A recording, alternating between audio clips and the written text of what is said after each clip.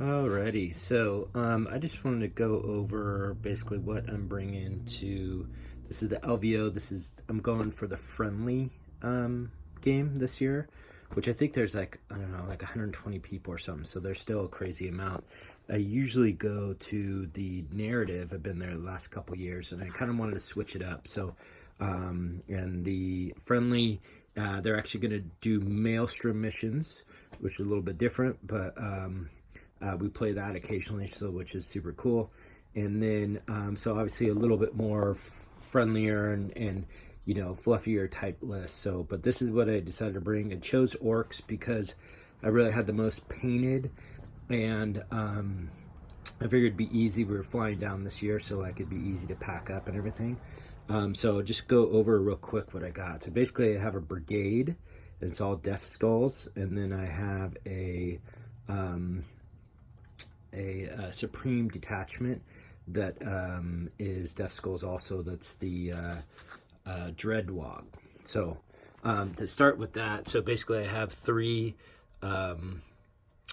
big mechs with shock attack guns. So the one in the middle with kind of like the squig and stuff on them, he has a Grot Oiler, and so he's going to be the warlord. He'll have like the super shock attack gun.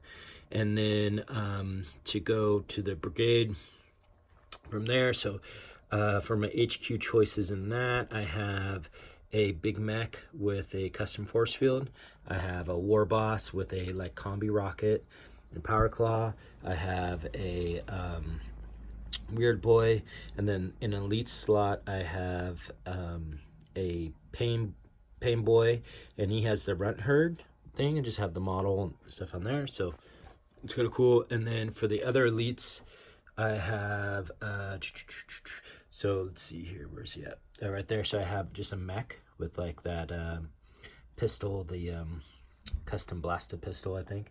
And then I have 10 tank bustas, or 9 tank bustas really, and then 1 bomb squig.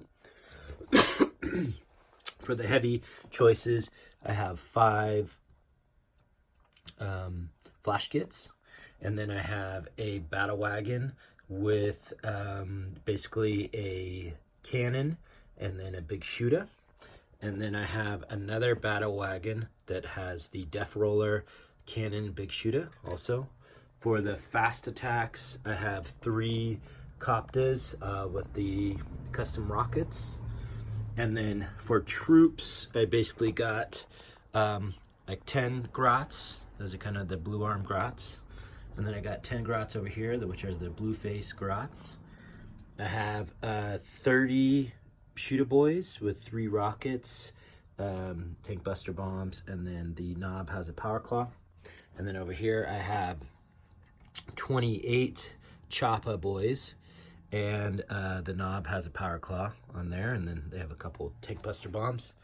I then have a 10-man boy unit with a big choppa and a rocket, and then I have another 10-man unit with a big choppa and a rocket.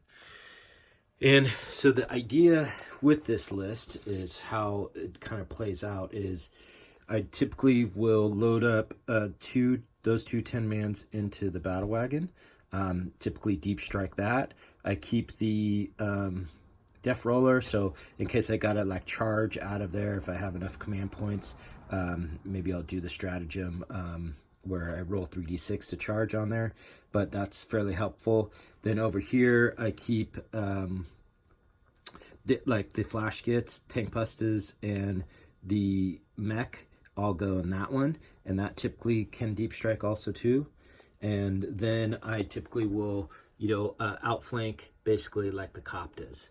So really for first turn that's left on the board, I have 30 boys, 28 boys. Then I put them next to him, so it gives him the 5-up feel no, or 5-up feel no pain, the custom force field versus shooting. Then I have the pain boy next to him, so it gives him a 6-up feel no pain. And then I have the war boss next to him, so in case they fail a morale check or whatever, we could do breaking heads and keep them around. And then I have the grots to kind of either hide or like maybe go in front of. I might put them in front of these characters in case I need to grot shield against like snipers or something like that on there. So that's kind of how they go. And then basically what it is kind of first turn, I just hope and pray that, you know, I obviously don't want to lose both units, but sometimes I might lose this, but I'm hoping that like this unit here would go down to one model, let's call it. So then on turn 2, I can bring it back in. So, and then by turn 2, what happens, and these guys start to land, and that stuff starts to land. And so I'm kind of start to move up the field and get a little bit of presence. So then with being Death Skulls, the thing that's awesome is obviously re-rolling a hit, a wound roll, and a damage roll, and then even my guys being objective secured for my infantry. So what happens is you get like, so there's 3 rockets, tank busters, so that's another basically 10 rockets.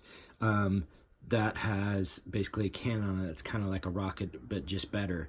So that's 13, so 14. He basically has like a 12-inch pistol kind of rocket. So that's 15. We have 6 shots coming over there, so that's 21. I then have another one over here that's 22, 2 more rockets, 23, and then so basically just a ton of 3 damage or like multi-damage things, and then not counting all the shock attack guns. So, you know, hopefully these guys here can kill some important stuff turn 1 to kind of make some way for that stuff to come in, and then we'll do. So I played it a little bit. You know, it's obviously not the best type of list, but it is fun to play, I think, and I just like it that it's all like kind of themed and all together and stuff like that. And really what I look for is like these guys just like when they roll hot and get all the mortal wounds and stuff, that just makes my day. So like if they can blow up something on first turn, like I'm happy right there. So and that's kind of about it. You know, the weird boy I have there, so in case I got to start jumping people around, he really only takes to jump.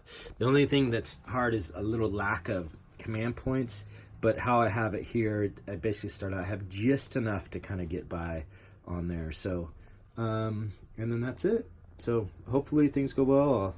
I'll do a little recap of my games and stuff. So thanks.